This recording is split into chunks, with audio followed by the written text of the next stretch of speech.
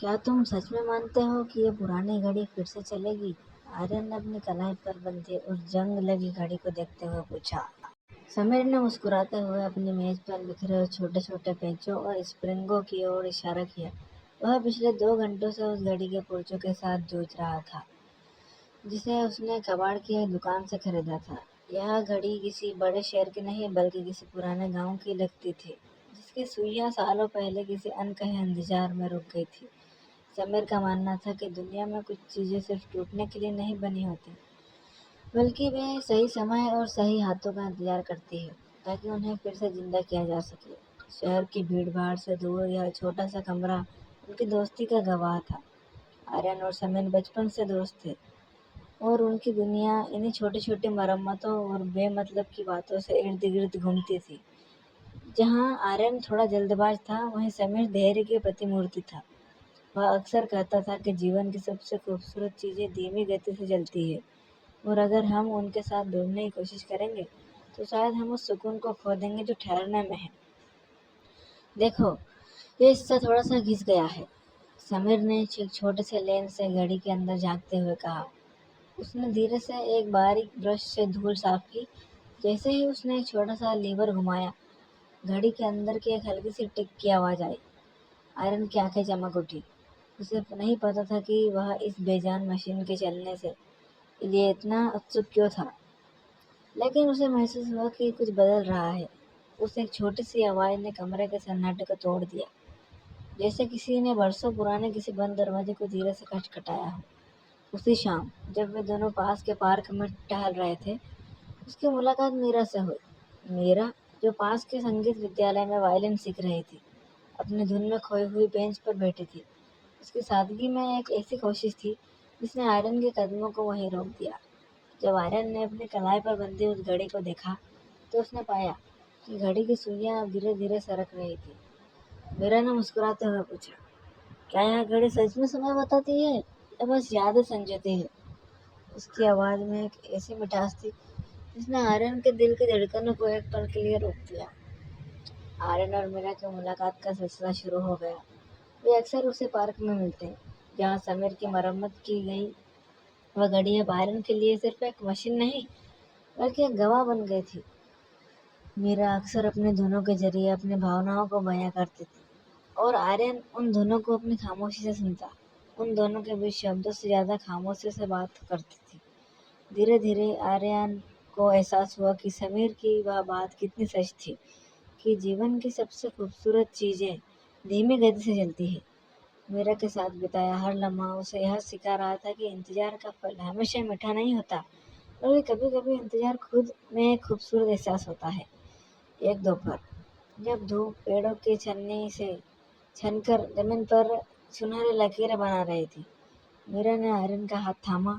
उसने देखा कि उसकी कलाई पर बंधी वह पुरानी घड़ी अब बिल्कुल सटीक समय बता रही थी। तुम्हें पता है आर्यन, मीरा ने धीमी आवाज में कहा, कुछ लोग कहते हैं कि कुछ चीजों में किस्मत जुड़ी होती है। शायद यह घड़ी तुम्हारे पास इसलिए आई ताकि तुम सही समय का इंतजार करना सीख सको। आर्यन ने उसकी आंखों में देखा, और उसे लगा कि उसके जीवन का सबसे सही समय अब शुरू हुआ है। उसने महसूस किया कि वह अब उस जल्दबाजी से मुक्त हो चुका है जिसने उसे सालों तक परेशान रखा था। समय पंख लगाकर उड़ने लगा, और उनकी मुलाकातों ने गहरे विश्वास का रूप ले लिया। मीरा अक्सर अपने वायलिन पर एक ऐसी धुन बजाती जो अधूरी लगती, फिर वह रुक जाती और आर्यन से कहती, इस धुन को पूरा करने के लिए मुझे एक ऐसी भावना की जरूरत है जो सिर्फ शब्दों से परे हो। आर्यन ने कोशिश की कि वह उस एहसास को समझ सके। वह हर शाम मीरा के लिए कुछ न कुछ नया लेकर आता, कभी कोई पुरानी किताब, तो कभी किसी अनसुनी कहानी का जिक्र। उनके बीच यह रिश्ता किसी शोर शराबे वाला प्यार नहीं, बल्कि एक शांत नदी की तरह था, जो धीरे धीरे अपनी गहराई बढ़ा रही थी। लेकिन जिंदगी हमेशा एक सीधी लकीर पर नहीं चलती। एक सुबह आर्यन की नींद एक ऐसी खबर से खुली जिसने उसके पैरों तले की जमीन खिसका दी। उसे पता चला कि मीरा के पिता का तबादला हुआ है, दूसरे शहर में हो गया है, और उन्हें अगले हफ्ते वहां जाना होगा। उस पल आर्यन को लगा जैसे उसकी कलाई पर बंधी वो घड़ी रुक सी गई हो। पूरा कमरा सन्नाटे से भर गया और समीर की वह बात उसके दिमाग में गूंजने लगी कि चीज़ें छूटने के लिए नहीं होती। उसे डर था कि यह दूरी उनके बीच की उस खामोश समझ को मिटा देगी जिसे उन्होंने इतनी मुश्किल से बनाया था। मीरा जब उसे आखिरी बार मिलने पार्क में आई तो उसकी आंखों में आंसू थे, लेकिन चेहरे पर एक अजीब सी शांति थी। उसने अपने वायलिन आयरन को सौंपते हुए कहा, जब तक यह संगीत तुम्हारे पास है मैं तुमसे दूर नहीं हूँ। यह धुन अब अधूरी नहीं रही क्योंकि इसे तुम्हारी खामोशी ने पूरा कर दिया है। आर्यन ने उस वायलिन को अपने सीने से लगा लिया। उसने महसूस किया कि विदा होना अंत नहीं है, बल्कि एक नए इंतजार की शुरुआत है। उसने मीरा का हाथ कसकर पकड़ा और वादा किया कि वह हर दिन उस घड़ी की टिक टिक के साथ उसका इंतजार करेगा। अगले कुछ महीने आर्यन के लिए कुछ कठिन परीक्षा से कम नहीं थे। शहर की वही गालियाँ, पार्क और वह समीर का वह छोटा सा कमरा अब उसे खाली लगने लगा। वह अक्सर मीरा को पत्र लिखता, लेकिन उन पत्रों में वह शब्द से ज्यादा उसकी भावनाओं का बोझ होता।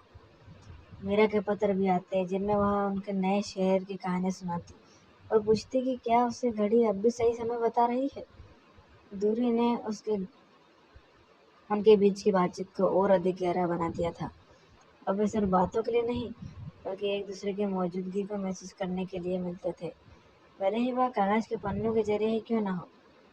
समीर अक्सर आयरन को उदास देखता तो वह अपनी मेज से उठकर उसके कंधे पर हाथ रखता। याद है मैंने क्या कहा था? समीर ने एक दिन पूछा। सबसे खूबसूरत चीजें धीमी गति से चलती है। यह दूरी तुम्हारी कहानी की रफ्तार को कम नहीं कर रही, बल्कि उसे और मजबूत बना रही है। आर्यन ने अपनी कलाई से घड़ी और देखा, जो अब भी बिना रुके चल रही थी। उसे समझ आया कि समय केवल बीतने के लिए नहीं होता, बल्कि कुछ खास लम्हों को सहेजने के लिए होता है। उसने तय किया कि वह इस इंतजार को दुख नहीं, बल्कि एक उम्मीद बनाकर रखेगा।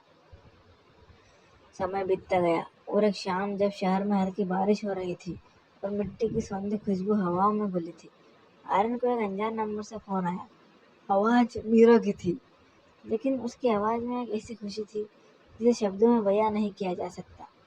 आर्यन, मैंने अपने पिता से बात की है। मेरी पढ़ाई पूरी होने के बाद मैं हमेशा के लिए वापस आ रही हूँ और इस बार मैं कभी नहीं जाऊंगी। फोन काटते ही आयरन की आंखों से खुशी के आंसू झलक पड़े। उसे लगा जैसे उसकी दुनिया के सारे रुके हुए धड़कनें एक साथ चल पड़ी हो। उस दिन उसने अपनी घड़ी को देखा, जिसकी सुइयां अब एक खास समय की ओर इशारा कर रही थी। वह समय जब मीरा वापस आने वाली थी। उसने महसूस किया कि अगर समीर ने उस पुरानी घड़ी को ठीक न किया होता, तो शायद आज भी जल्दबाजी और बेचैनी की दुनिया में ही जी रहा होता। उसने अपने डायरी में लिखा कि प्यार सिर्फ साथ रहने का नाम नहीं है, बल्कि एक दूसरे में विश्वास के ठहरने का नाम है।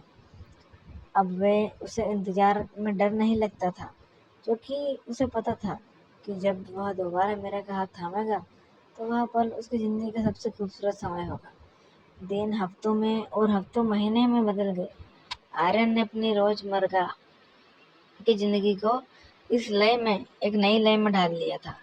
वह अब केवल मेरा का इंतजार नहीं कर रहा था, बल्कि खुद को उसके काबिल बना रहा था। उसने मीरा के सौंपे हुए वायलिन को संभाल कर रखा, लेकिन कहीं उसे बजाने की कोशिश नहीं की, कि वह जानता था कि उस वायलिन की असली रूह केवल मीरा की उंगलियों में थी। वह हर शाम उसी पार्क को बेंच पर बैठता और कल्पना करता कि मीरा वहां बैठी थी, अपनी वायलिन पर वही अधूरे धुन बजा रही है, जिसे अब पूरा होने का समय आ गया है। समीर के कमरे में अब वही पुरानी खुशबू थी, मशीनी तेल और पुरानी लकड़ी की।